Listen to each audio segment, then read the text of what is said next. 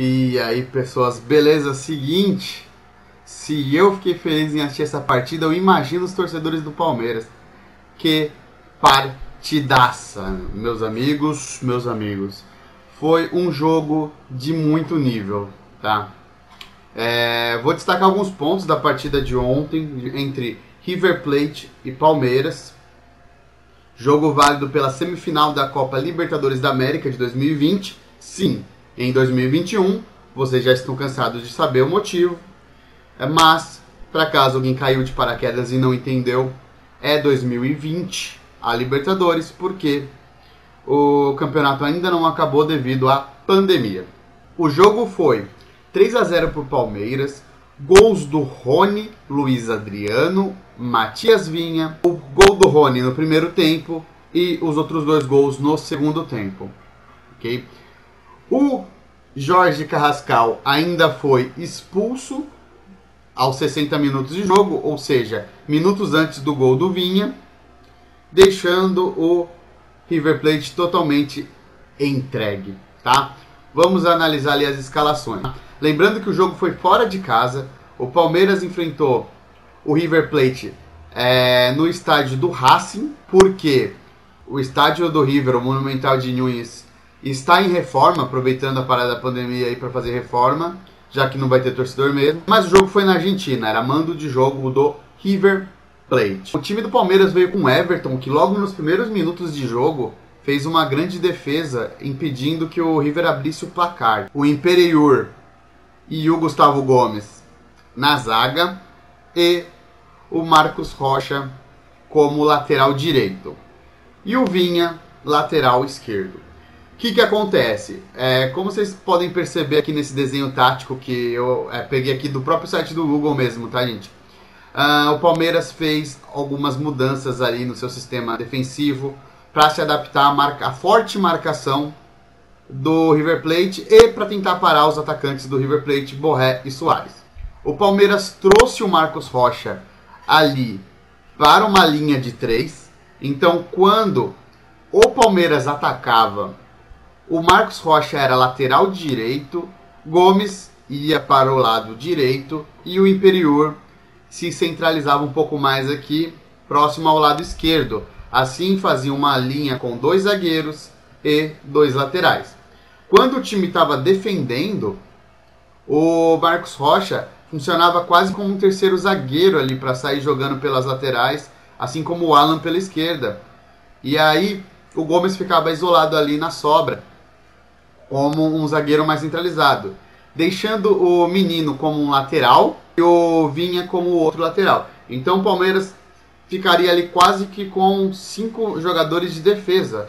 Porém, Vinha e Menino tinham liberdade para correr pelos flancos quando o time atacava. E isso aconteceu muito. Aconteceu muito porque Vinha e Menino foram incansáveis nessa partida, tá?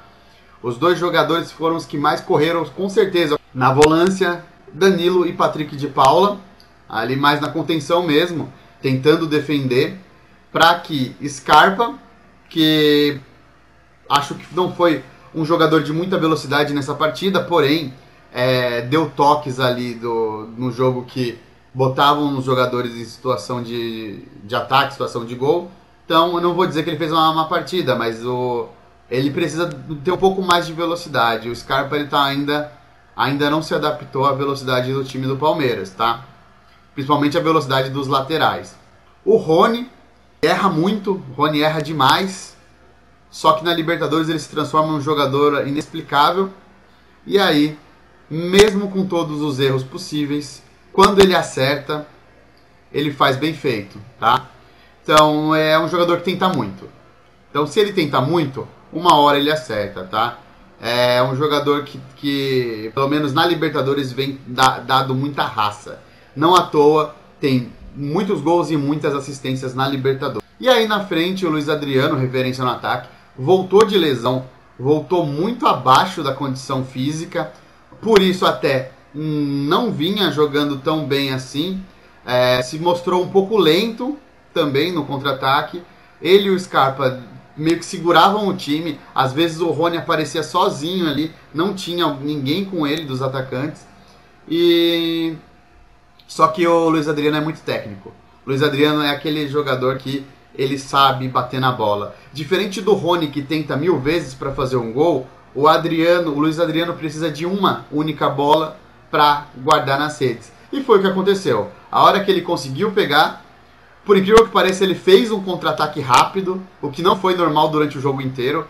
Ele não teve tanta velocidade. O Palmeiras dependeu muito dos laterais para ter essa velocidade. Então, o único lance de velocidade mesmo do Luiz Adriano que eu me lembre foi o lance do gol. Então, ele guardou ali energia para que naquele lance ele tentasse se esforçar ao máximo para não perder a oportunidade. E aí, quando ele chegou na frente do Armani, foi só colocar, estou falando do segundo gol, claro, só colocar entre as pernas do Armani. No mano a mano ele é muito bom. Tá? Lembrando que o outro gol, o primeiro da partida, foi do Rony, tá? Logo ali aos 27 minutos. Um gol em que o Armani bate a bola para o meio. É um erro, uma falha de goleiro.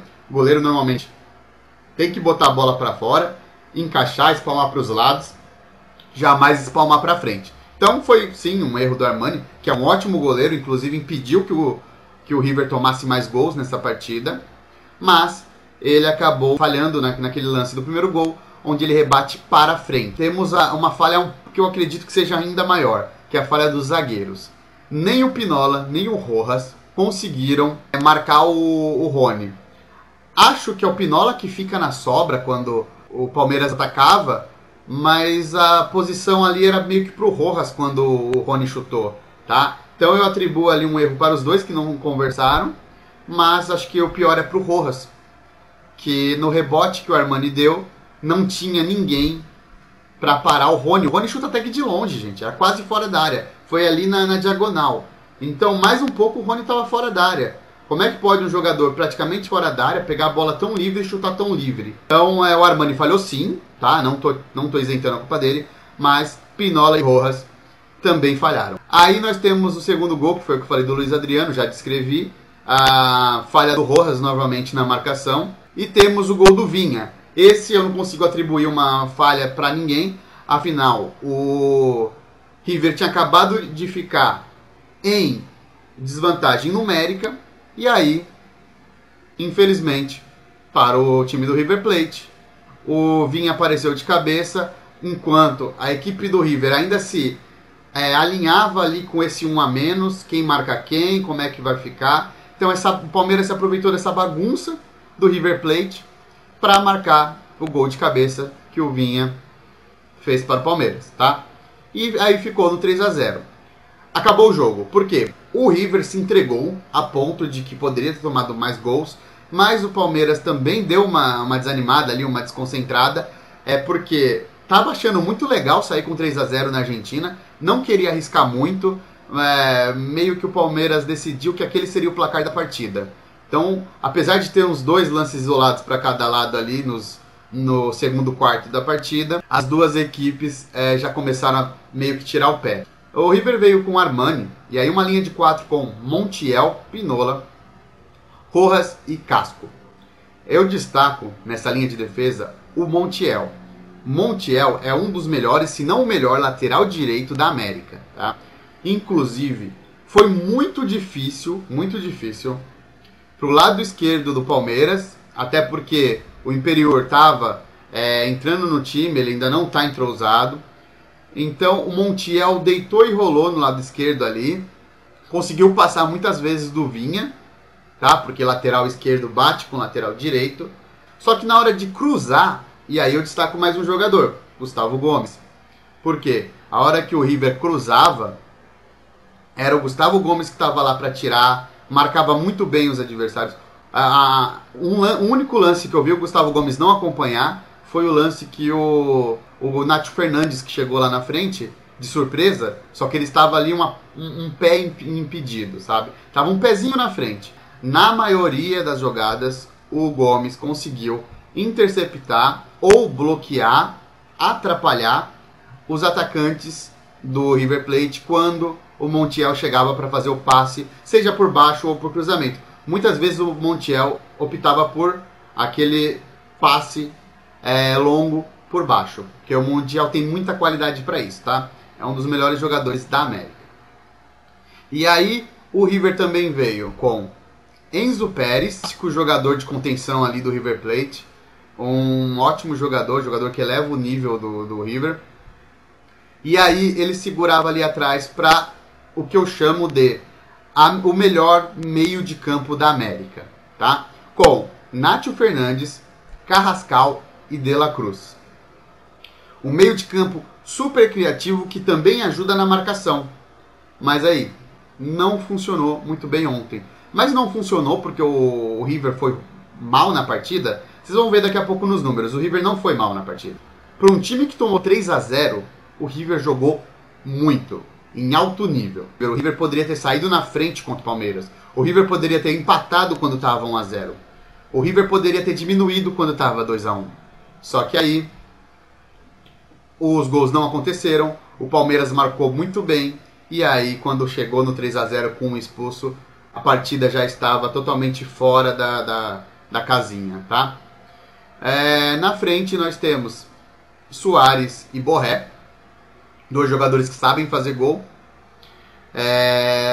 Acredito que mais pelo poder ofensivo do meio de campo do River do que por eles. Gosto muito do Borré, acho que o Suárez ajuda muito o Borré também, mas independente da capacidade deles, ter um meio de campo com Carrascal, De La Cruz e Fernandes, o Nacho Fernandes, faz com que qualquer atacante que estiver no River vai ter um potencial muito grande. Claro que se você não for um bom atacante, você não vai render. Se você for um bom atacante como Borré e Suárez, você vai se destacar, tá?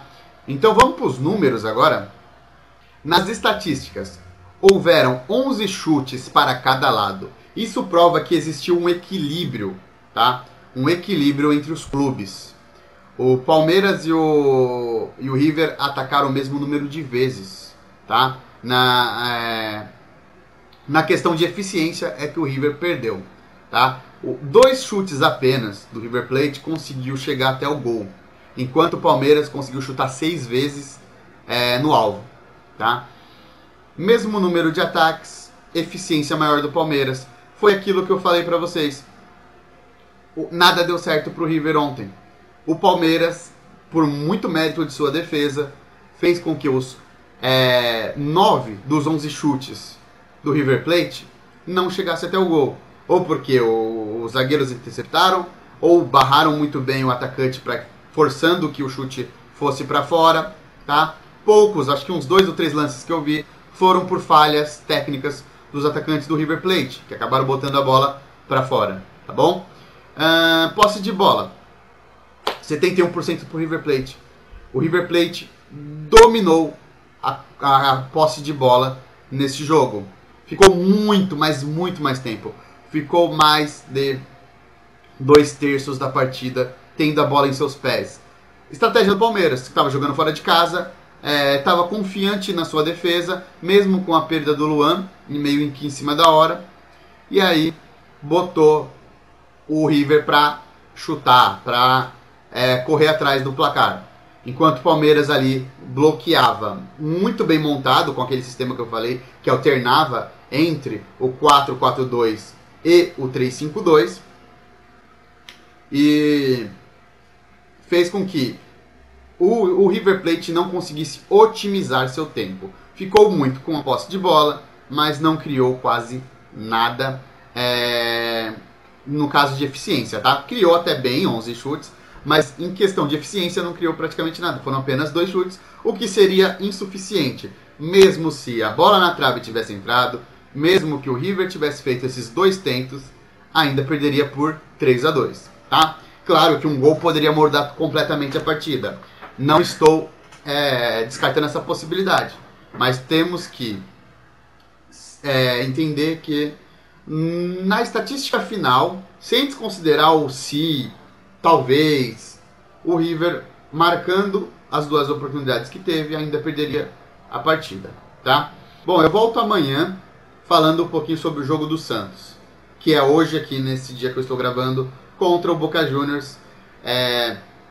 Vou fazer esse mesmo formato aqui com o Santos e Boca. Espero que dê Santos assim como deu Palmeiras, tá? Então é isso, pessoas. Falou!